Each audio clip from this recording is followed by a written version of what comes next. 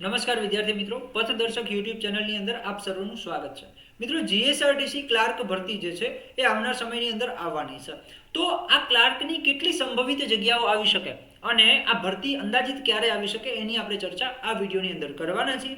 તો સૌથી પહેલાં જો તમે ચેનલની અંદર નવા છો તો ચેનલને સબસ્ક્રાઇબ અવશ્ય કરી દો અને સબસ્ક્રાઇબ કર્યા બાદ બાજુમાં આપેલું જે બેલનું આઇકોન છે એને અવશ્ય પ્રેસ કરો.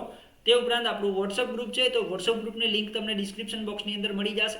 ત્યાં જઈ અને તમે આપણા વોટ્સઅપ ગ્રુપની જે છે એ જોઈન કરી શકો છો અને વોટ્સઅપ ગ્રુપ ઉપરાંત ટેલિગ્રામ ગ્રુપની લિંક પણ તમને ડિસ્ક્રિપ્શન બોક્સની અંદર આપેલી છે. તો ત્યાં જઈ અને તમે ટેલિગ્રામ જે આપણી ચેનલ છે એ પણ જોઈન કરી શકો છો.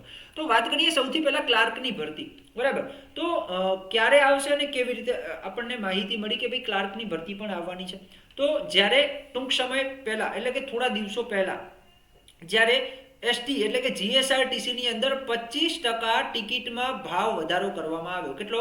25% દર વધારો કરવામાં આવ્યો, બરાબર ને. ટિકિટની અંદર 25% વધારો કરવામાં આવ્યો.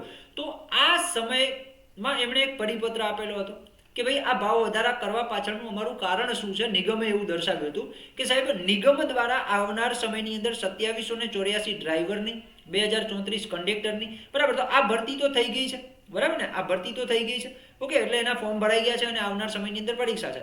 જ્યારે 2420 મિકેનિકની અને 1603 ક્લાર્કની, એમ કુલ મળી અને નિગમની અંદર 8841 કર્મચારીઓની ભરતી કરવાનું આયોજન છે, બરાબર. તો આ અંદાજથી આપણે એવું માની શકીએ કે 2024ના વર્ષની અંદર ક્લાર્કની ભરતી જીએસઆરટીસીની અંદર આવી શકે એમ છે, બરાબર. તો જીએસઆરટીસીને લગતી માહિતી માટે આપણા વોટ્સઅપ ગ્રુપમાં જોઈન થવા માટે 9909454692 પર જીએસઆરટીસી ટાઈપ કરી અને તમે મેસેજ કરી શકો છો. આ મેસેજ તમારો આવે છે જીએસઆરટીસી ટાઈપ કરીને એટલે તમને વોટ્સઅપ ગ્રુપની અંદર જોઈન કરી નાખવામાં આવશે, એડ કરી નાખવામાં આવશે. તો મિત્રો, ક્લાર્કની ભરતી પણ આવી જ રહી છે, તો તૈયારી ચાલુ રાખજો.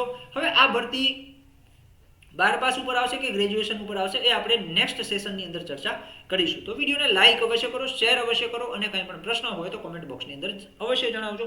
મળી આવી નવી માહિતી સાથે. ત્યાં સુધી જય હિન્દ, જય ભારત.